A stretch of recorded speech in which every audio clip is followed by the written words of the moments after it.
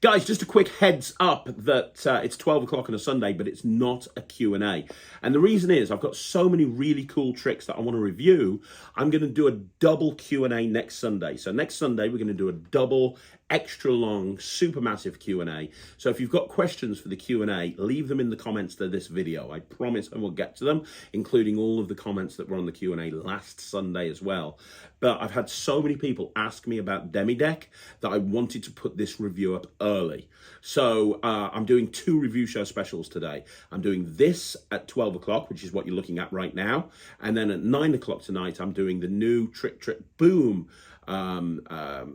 product, which is Mini Book Pro by Noel Quarter and Roddy McGee. I'm reviewing that at 9 o'clock tonight because so many people are asking for those two reviews. So today is kind of a two review show special. Q&A will be back next week. You want any questions answering, leave them into this video, as well as any comments about what you think about Demi deck, and I'll answer those as well. But we'll have a double Q&A next Sunday. Hope that makes sense. And once again, thank you once again for joining me. Let's roll the Demi deck review show special.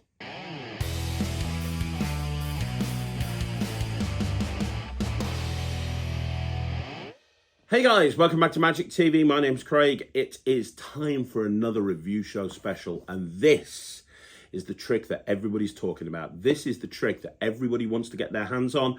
This is Demi deck by Angelo Carbone. You want to know if it's any good? I've had this for a few months. I've been aware of this for years. It's time to break down exactly what this bad boy's all about. Okay, so full disclosure, I'm a huge fan of Angelo Carbone. I consider him a really good friend.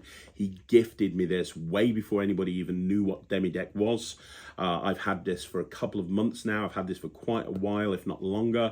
That is not going to affect my opinion. Because I'm going to tell you exactly what I think of this. But I want to tell you about when I first found out about this. Now, this was way back at the beginning of the pandemic. And I was chatting to Angelo over Facebook Messenger, and he just casually, as Angelo did, dropped a link and said, hey, would you like to see the trailer for my new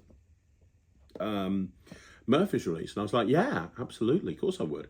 I love your stuff. So he sent me a link, and I looked at it, and I watched the trailer, and I said what a lot of people have said now that they've seen the trailer themselves, which is, that's probably one of the best trailers I've ever seen.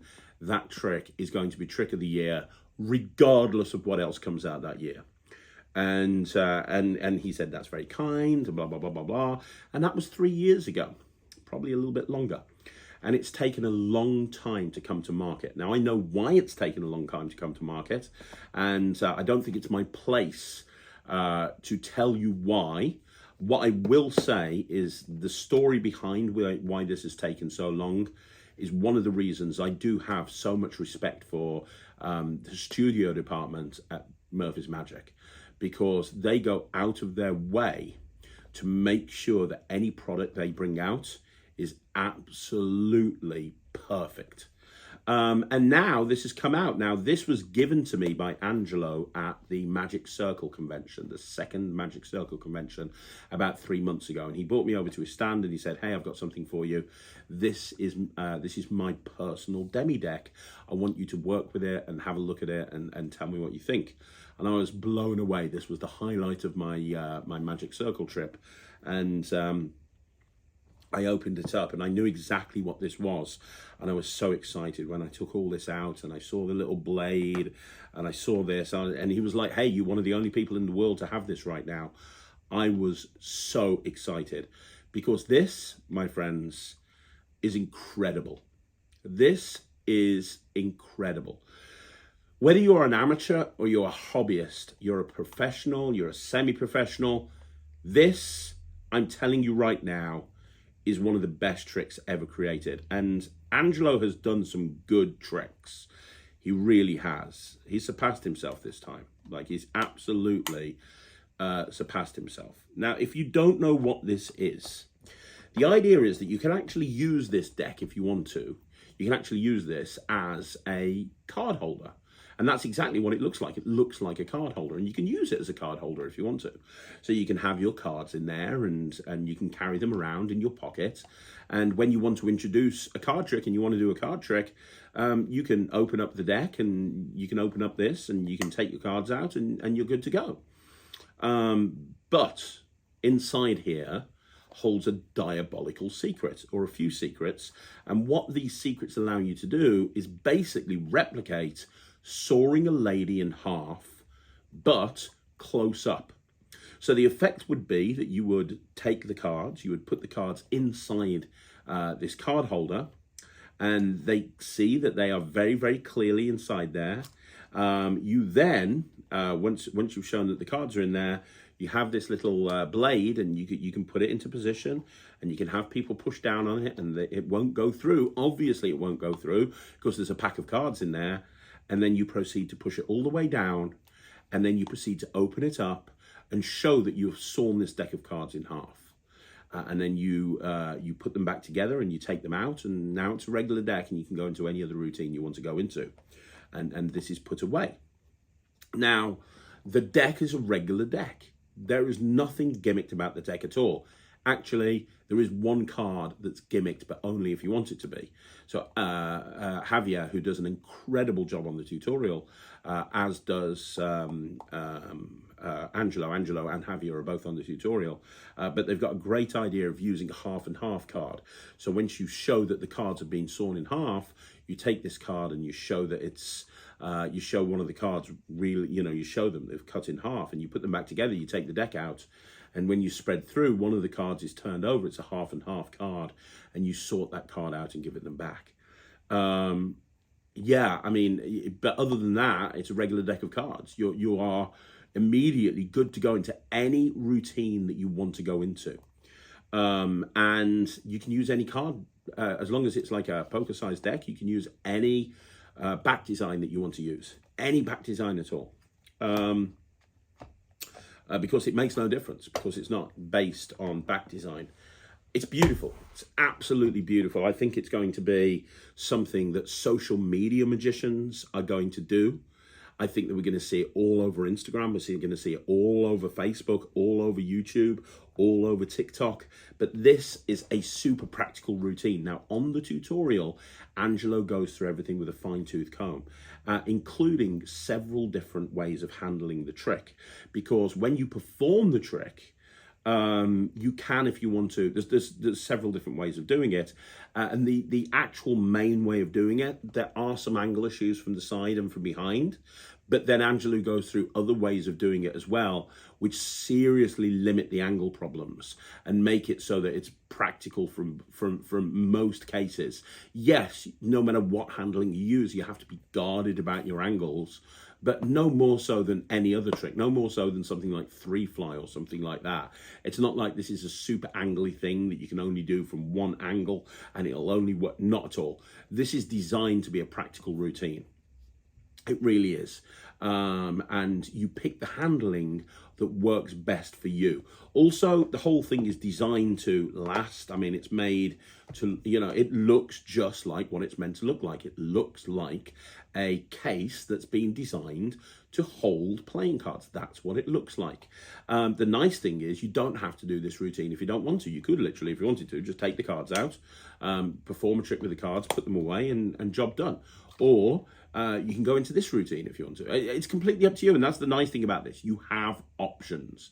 You have options depending on the way that you want to go with this. It's not difficult to do. There's no like ridiculously steep learning curve. Watch the tutorial. Once you've watched the tutorial, you'll understand exactly how it works. You'll understand exactly what you need to do to make it do what it needs to do. Once you are there, once you have it down, it's just a little bit of practice, and then you'll go out and you'll perform it. It's the sort of thing that you could do in parlor. It's the sort of thing that you could do close-up. It's the sort of thing you could do in a formal close-up show. You could do it walk around. This is beautiful for a big table, for a banquet style situation. One of the reasons I love it so much is I do an illusion show, and a lot of the time when I do an illusion show, I start off by doing close-up magic beforehand, and one of the illusions that I do is the Waitland sawing in half, which is basically where you take take a girl, you put her in a box, and you saw her in half. You separate the boxes, and then you put it back together, and she comes out. It's a beautiful illusion.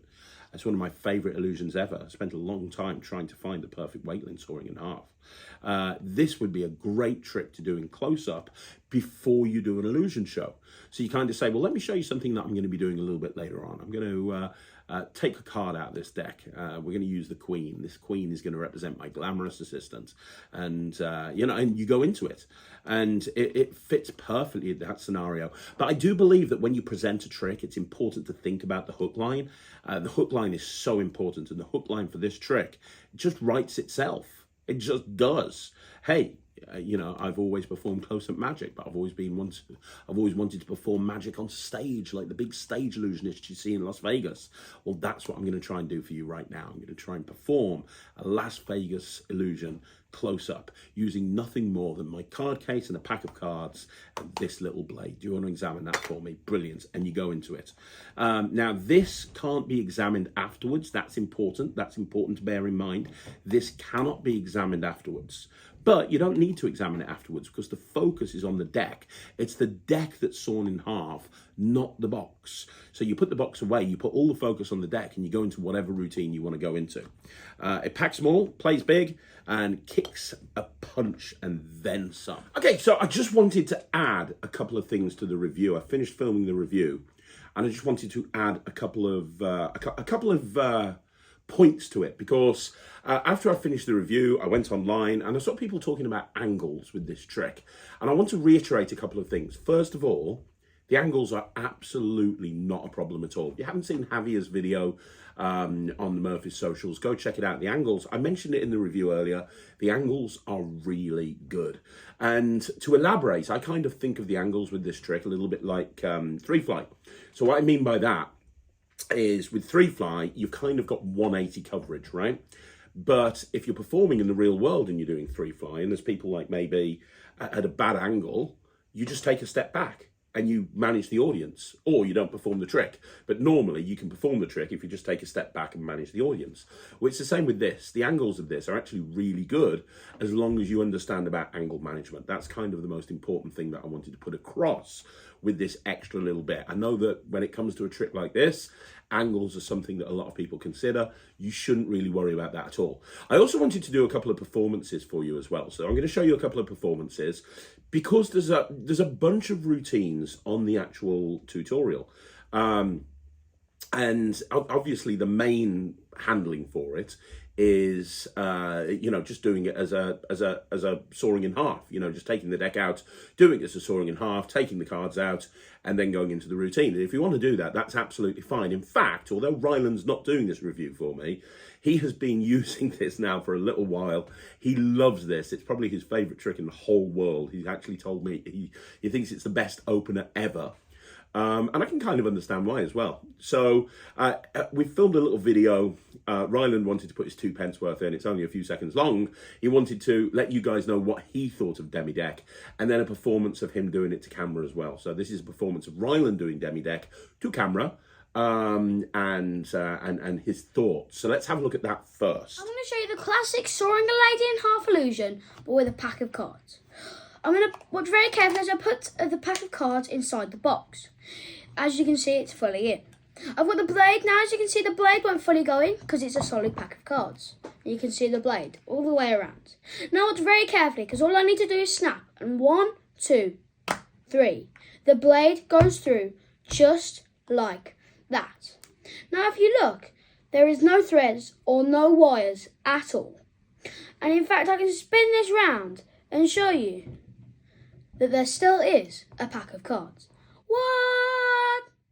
But I'll tell you what I can actually do is I can put this pack of cards back like that. I can take the blade out like this, and when I snap, the pack of cards is now completely and totally fixed.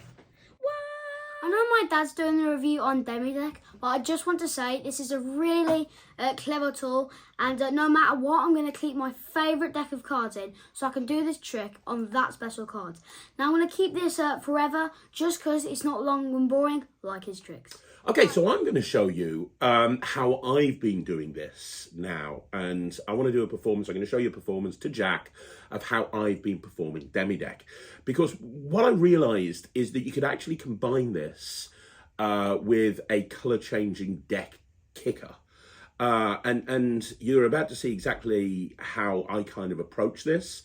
I kind of thought it made sense presentationally, because if you're presenting this as a mini illusion, one of the things that happens an awful lot in illusions is the girl will get in the box, whatever happens, happens, and when they come out, they've changed costumes. Think about that iconic, performance of the Metamorphosis or the Subtrunk by, Siegfried and Roy, and when she comes out, she's in a completely different outfit. That happens an awful lot with illusion acts. So I wanted to incorporate that into this trick and have a color-changing deck kicker. And this has been going really well for me, and it's very simply just having a cover card on top of a deck, Hindu shuffle, doing an old John Bannon bevel force, and it just kind of adds something. To be clear, this trick doesn't need anything added to it, but one thing that I try to do in my reviews is if I've gone out and I've worked it, I've spent some time on it, and I've had an idea of how I would actually perform the routine, I like to share that with you guys. And so that's what I wanted to do here. This is a performance of me doing this to Jack, presentationally, how I kind of incorporate a colour-changing deck. It's still the same. It's still the idea of doing a trick, an illusion close up. But this is going to allow me to tell you a little story as well. Would you like to hear a little story? Do you like stories? Are you sitting comfortably? Sure. Good, then we'll begin. So it's a story that I'm going to tell you about two of the greatest illusionists of all time. Now, you've probably not heard of them. They're called Siegfried and Roy. And they were like the greatest illusionists that ever lived. And they had a big show in Las Vegas, and it was one of the biggest shows of all time. Like, they did illusions very differently to anyone else, really big. They were the people that popularized things like tigers appearing and elephants appearing, things like that. It was a spectacle. People traveled from all over the world to see their show in Vegas. Nice. And the reason I'm telling you that is because we're going to try and recreate the sort of illusion that they would do, but close up. Because one thing that they tried to do is they tried to take illusions and do them in a completely different way to anyone else. So, like when you've got a sawing in half, for example, you normally put a trained girl in the box. They would take a trained girl and put a trained girl in the box, but then they'd also put in like a member of the audience. And I'll show you exactly what that looks like. Okay, so I've got this deck of cards. This deck of cards is going to represent the glamorous assistant that goes in the box, and we'll say she's wearing a blue dress. And we're going to have you as well picked. We'll take one of these cards, and that will represent you. Okay. And you're going to be the member of the audience that goes in the box with the glamorous assistant. So I say stop. Stop. There you go. So not Bernard. Who's Bernard? No idea. Hello, Bernard. Not Bernard. This one right here. Okay. And you can start off by just writing your name on there. That'd be great. Okay. Excellent stuff. And that is going to represent you. And you are going to get a chance to go in the illusion with our glamorous assistant. And you're wearing a blue suit, just like she's wearing a blue dress. You are both color coordinated. It's amazing. Nice. So the idea is that the illusion gets pushed out onto stage, and you and the girl get in the box together like that. You're then strapped in so that you cannot move. At that point then, the blade is introduced. Dun, dun, dun. The blade of mystery. You want to examine it? Be careful, it's a little sharp. That's a little sharp. That's big Sharpie. Forget it. Not even funny. Even I know that wasn't funny. It's a first. It goes here, just like that. And you can push down just to make sure that it's not able to go through because the cards are in place, right? Now watch. 1, 2, 3. Now the idea is that both you and the girl are sawn in half. Oh, no. But to prove it, I'll do what I did before for you, Jack, and I'll open it all the way so you can see that that girl really is cut in two. You can see that.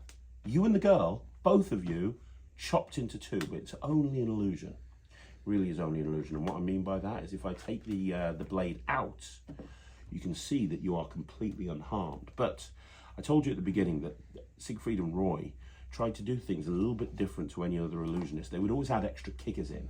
So just when the trick is over, something else happens.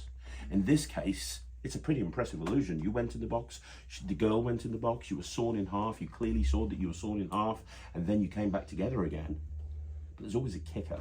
Remember that beautiful blue dress that assistant was wearing, and the beautiful blue suit that you were wearing? Well, inside the box there was a costume change. Was it? Because now every single one of these cards is red. The girl's now wearing red, but there's still one person that's wearing blue, and that would be Jack Murkitt, the man, the myth, the legend. There you go. Look at that. And you can have that as a souvenir. Oh, thank you. So as you can see, it kind of makes sense presentationally. You bring out the deck of cards and you talk about illusions and how you've always wanted to do illusions. And so you can perform the classic soaring in half. And, you know, you've got this deck of cards, and because it's a blue deck, we'll pretend that the glamorous assistant has a blue dress, and you can have one of these cards, you can pick one, blah, blah, blah. Or, you know, it just kind of makes sense. And you're left with this regular deck of cards. They've got a card that they get to keep as a souvenir, and you move on with whatever you want to do. And it draws even more focus onto the deck and less focus on the box, which is also a nice advantage of the routine as well. So if you want to use that, feel free to do so. I wanted to do one last performance as well, which is of my favourite routine on the project. And a lot of people are talking about the card that gets mismade and you sort it out, which is beautiful. It's a great moment.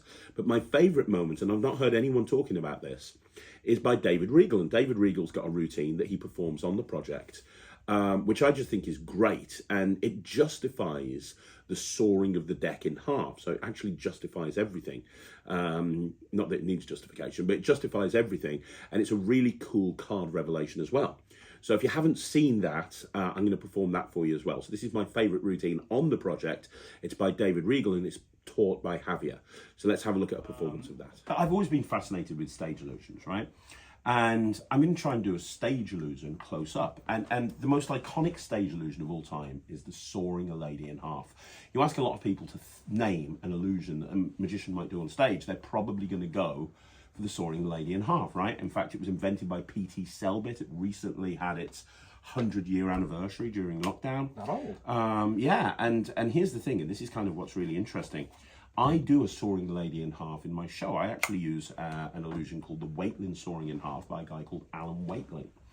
And it's a little bit different here. I'll shuffle these. It's a little bit different to normal stage illusions or normal soaring in halves because it's done very slowly. And there's two spectators on stage that are holding the girl down with straps, leather straps. And they are actually involved in the illusion. It's one of my favourite illusions of all time. And I love performing it. But I'm going to try and do something here with the deck of cards that you shuffled. We're going to try and do the soaring in half, but close up with a pack of cards and with the case that the cards go in. Can you cut the cards for me? Anyway. Yeah, go for it. Beep. Here we go. Perfect. So here's the thing. I just want to recap for a second, because although I'm going to do a stage illusion close up, the bottom line is it's also a card trick. So I have to find the playing card. So you just shuffle the cards and you've cut the cards. What I want you to do is just have a look at the cards you cut to. Let's go. Yeah, remember it. Don't forget it. Show the camera. Don't show me. Yep. And then pop it back. And you can shuffle them again if you want to.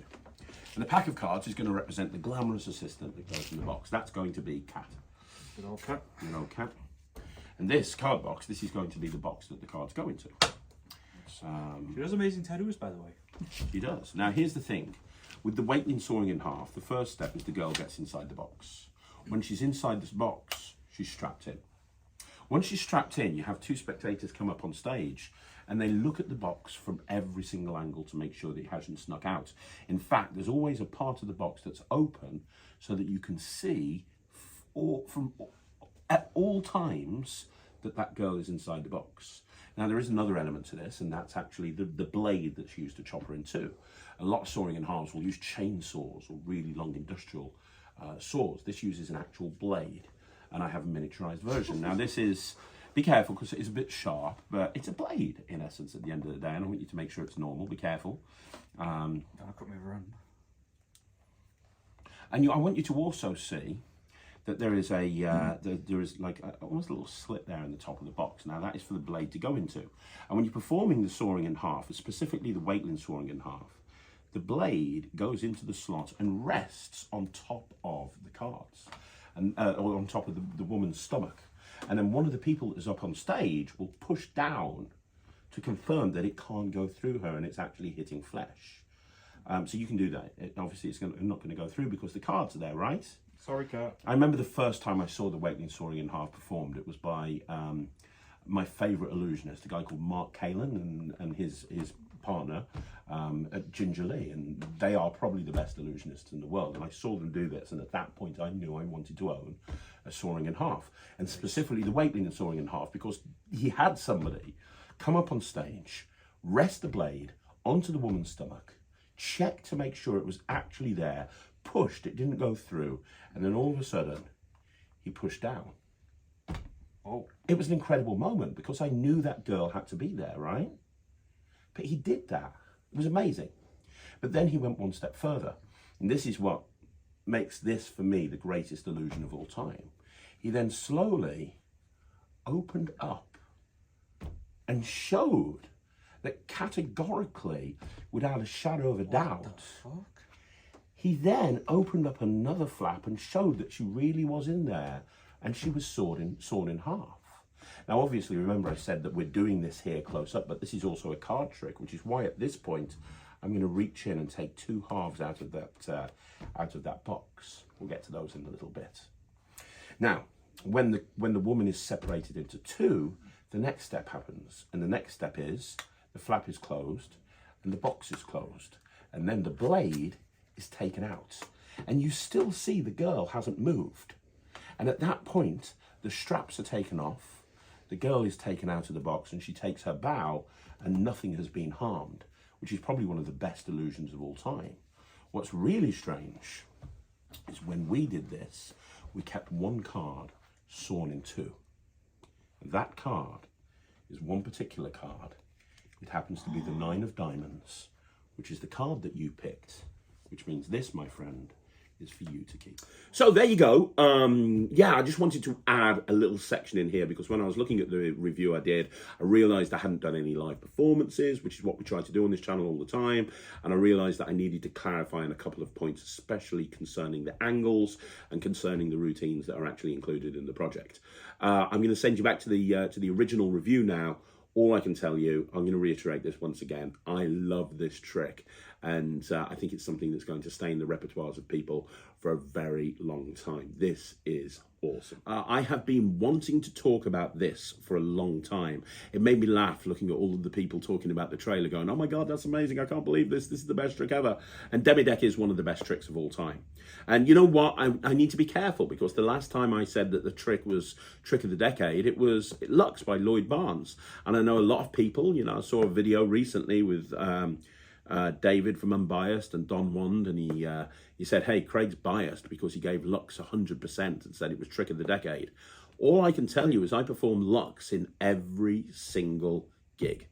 Every single gig I take Lux with me on my keychain. It's always there, ready to go, anytime, anywhere. It's killer, absolutely killer. In fact, I can't really say anything about it, but Ryland's doing a really big TV spot soon. He's got an opportunity to do a really big TV spot, nothing to do with Got Talent, but he's doing a big TV spot in the next few weeks. And he's going to be doing Lux. And one of the reasons that he got that TV spot is because they came to us and said, hey, we'd like him to do something. What's he got? And I got him to send a video in of him doing Lux. And immediately they were like, yeah, we want him to do that on our TV show. So, you know, the fact that, you know, I could give Ryland anything to do and I gave him Lux because A, he's been doing it for years and he loves it. B, it fits with him as a kid because Invisible Ink, sending secret messages, you know, he did that with AGT. People know about that because obviously they saw him on the auditions of AGT, graffitiing the desk with UV ink. It kind of makes sense for him. And it's a killer trick. It's an absolutely incredible trick. Now, you might not like it. That's fine. But I love it. Now, the reason I'm telling you about that is because I think this is another contender for Trick of the Decade. Will it become Trick of the Decade? Is Lux Trick of the Decade? Look, the bottom line is I love magic. I love good magic. When I see something bad, I hate it. And I want to tell everybody why it's so bad. I see something good, I want to rave about it from the rooftops. I want to rave about Lux. I want to rave about this. This is incredible. This is amazing. This is not just another card trick. It's not just another coin trick. It's not just another mentalism trick. This is a trick that makes you feel like a real magician. This is a trick that makes you feel like you're James Bond. It's incredible. I think it's a contender for trick of the decade. Forget trick of the year, trick of the decade. And as I say, you might disagree with me, and that's absolutely fine. All I can do is tell you that in the past 3 months of me performing this all over the world, I have really got to love this, which is why it's getting such a high mark. For me, this gets 100%. It gets my highest recommendation. If you're looking for something to add to your act, whether you be a stage performer or a close-up performer, a walk-around performer, then get this. There's not really many negatives. There's angles that you need to be aware of, but they're manageable. The box isn't examinable at the end, but the heat's not on the box. Those are the only two things to bear in mind. Everything else is perfect about this. It's called Demi deck. It's incredible. And once again, Angelo, you know, I always thought Notion in Motion was my favorite Angelo Carbone trick. I always thought there's no way that Angelo is going to top Notion in Motion. He has. Demi deck. It's the best thing that Angelo has ever done, and that's saying something. 100%. I love it. You can buy it now, and I would. It's incredible. So there you go, guys. That's another hidden... No, it's not hidden gems. What am I talking about? It's another review show in the bag. Once again, thank you for joining me right here on Magic TV. I really appreciate it. Now, don't forget, you want to see more videos like this, like the video, subscribe to the channel, leave a comment down below. Also, don't forget that if you want to join the Netrix, go to www.thenetrix.com. You can go check it out and see what all the fuss is about. But I will be back again very, very soon with another review show. So I will see you then. But thank you very much for watching. My name's Craig from Magic TV.